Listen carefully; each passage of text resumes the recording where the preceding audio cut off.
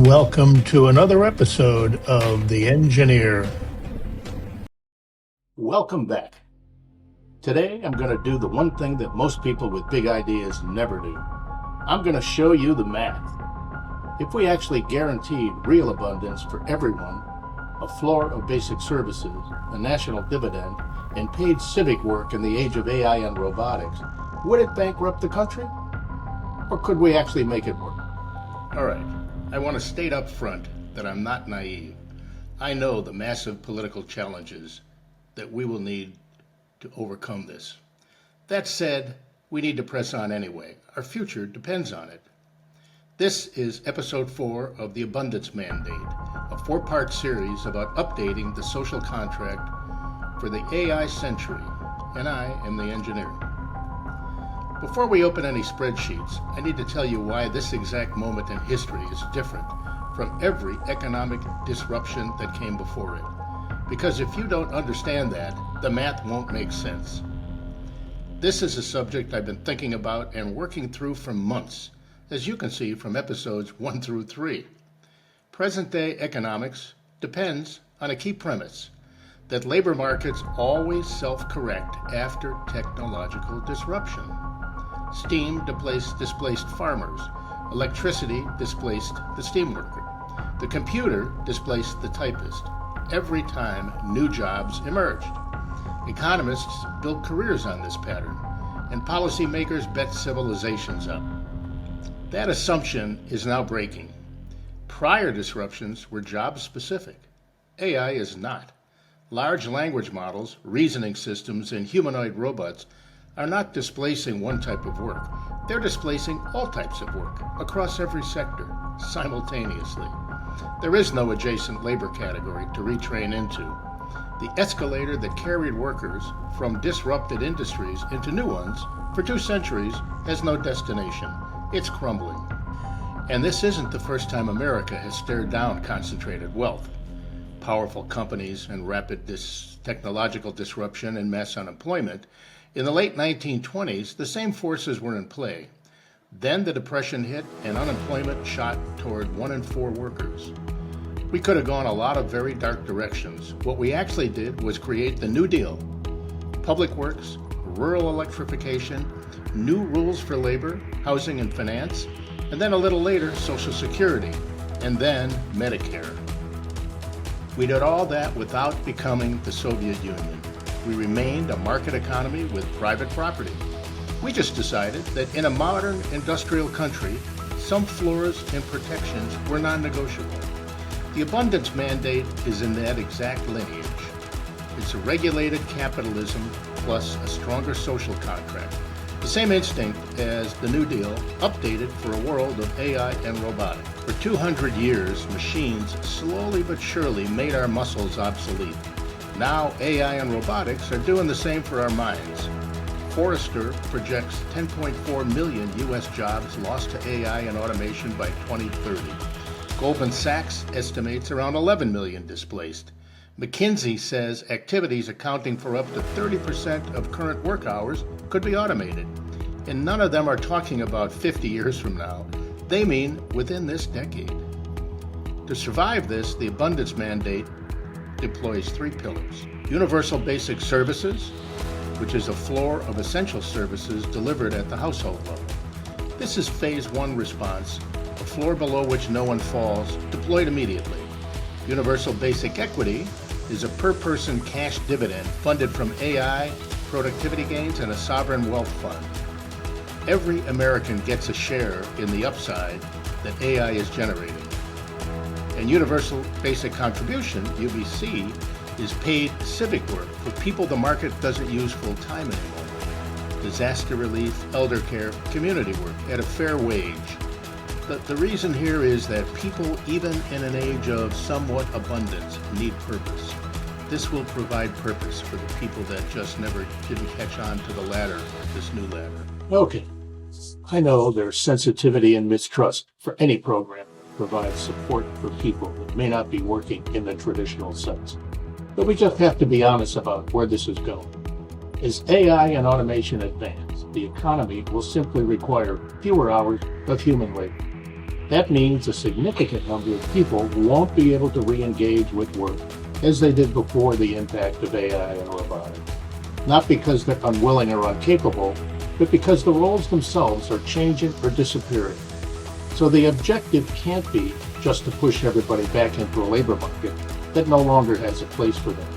The objective is to ensure that everybody remains stable, included, and able to participate in society in different ways. And the way people actually use this system is very straightforward. When somebody hits a gap, a loss of income, housing pressure, loss of coverage, they simply raise a hand.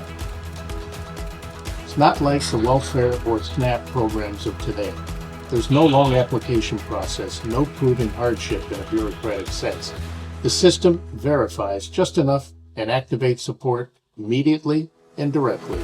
Housing, food, healthcare, etc., paid at the source, not handed out as cash.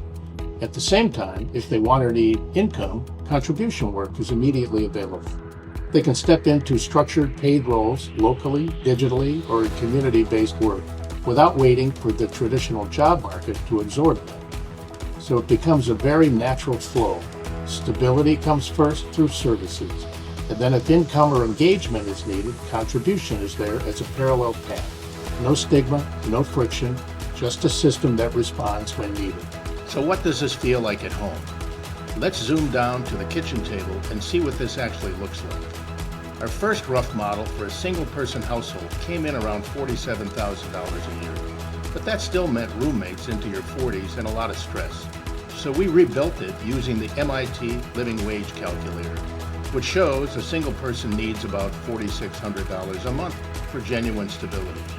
In our updated model, a single adult gets UBS services worth $2,525 a month, bills you simply no longer pay, a UBE dividend of $200 a month in year one and rising, and a UBC earnings of $2,165 a month, assuming 25 hours of civic work a week at $20 an hour.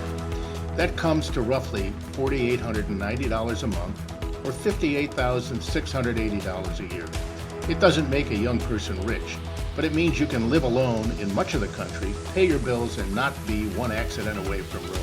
Now, a family of four in the model, they receive UBS services worth $3,775 a month, a UBE cash dividend of $800 a month, and UBC earnings of $4,330 a month, assuming two adults working 24 hours a week each. Total, about $8,905 a month, or $106,860 a year. Now remember, not all this is cash in your pocket. For a family of four, this breaks down to about $5,130 a month in spendable cash, plus $3,775 in eliminated service bills. That is the bar, not luxury, but normal, reliable security. Now let's see if the country can actually afford it. Right now, the federal budget brings in about $5.2 trillion a year and spends about $7 trillion. That leaves a whopping $1.8 trillion annual deficit, which is built up to over a $39 trillion total debt. We're starting from this massive deficit, not from zero. So the three pillars, they'll cost money. UBS will cost about $792 billion gross, but the government already spends $877 billion on a messy patchwork of overlapping programs. We reorganize 60% of that into UBS, making the net new spending just $266 billion. UBE costs about $804 billion in year one, and UBC comes in at $375 billion. So the new pillar spending is about $1.44 trillion. So how do we pay for this? Well, here is exactly how we do it. We have 7 new revenue streams totaling about $1.2 trillion per year. Let me walk through them. The biggest source is the robot and automation tax at $350 billion. Right now, the tax code rewards companies for replacing people. We make it neutral. If a machine does the work, it pays what a person would have paid in payroll taxes. Think of it as profit sharing, and the politics shift entirely. Next, our sovereign wealth fund generates $300 billion in year one, seeded by federal assets and AI productivity. Then we have a simplified value-added tax that raises $200 billion, it has just 3 tiers. So groceries, rent, and healthcare don't get taxed at all. They're at 0%. Discretionary spending is at 3%, and luxury goods are at 7%. So the effective rate is just 1.4%. Then we do some corporate tax reform, and that raises $150 billion. A financial transaction tax on Wall Street trades raises $80 billion. A carbon fee, $60 billion, and finally a data center and AI infrastructure levy of $42 billion, which, by the way, is just a 7-cent infrastructure impact fee on every dollar spent building AI on our power grid, going straight into the wealth fund. Let me repeat the big picture. 58% of all new revenue comes directly from AI and automation sources. On top of that, we find $260 billion in savings, $50 billion in administrative consolidation aided by AI, $44 billion in defense efficiency, also aided by AI, and $30 billion in corporate subsidy cuts. $100 billion is interest savings because the debt is receding, and $40 billion in healthcare savings due to UBS preventative care. When you roll all of that forward for 10 years, starting from today's $1.8 trillion deficit, the picture improves immediately. Year 1 deficit drops to $1.44 trillion. By year 5, it's down to $584 billion. By year 7, we're nearly break even at just $46 billion in the red. Year 8 is our first surplus, $255 billion. And by year 10, we're running a national surplus of $929 billion. Underneath these numbers is a full 10-year spreadsheet with every CBO baseline and assumption visible. Argue with it. That's the invitation. So what do we call this? Well, it's not communism. It does not abolish markets or private property. It does what the New Deal did. It says that in a rich, high-tech country, there's a floor nobody should fall below, and everybody gets a share of the upside. If you like the Alaska oil dividend, or what they do in Norway with their sovereign wealth fund, this is the AI dividend. We build a national wealth fund on top of AI productivity. Every American citizen gets 1 share. That share pays a dividend. The fund grows, your share grows. This isn't a handout, it's ownership in the future you are being pushed into and that you helped to create. So, does the math work? Well, yes. At the household level, families can get out of permanent insecurity. At the national level, if we correctly price the AI boom, we move from a deep deficit to a massive surplus in over a decade. We spent $5 trillion in 18 months during COVID. We built the interstate highway system. We sent a generation to college on the GI Bill. And now, America has never lacked the ability to fund what it decided mattered. This is a draft contract for the AI age. If this made sense to you, send this episode to the smartest skeptical friend you know and tell them, pick it apart. Because enough of us decide this is the deal we want, politics will eventually catch up. I am the engineer, and this has been episode 4 of the Abundance Mandate. Thanks for listening.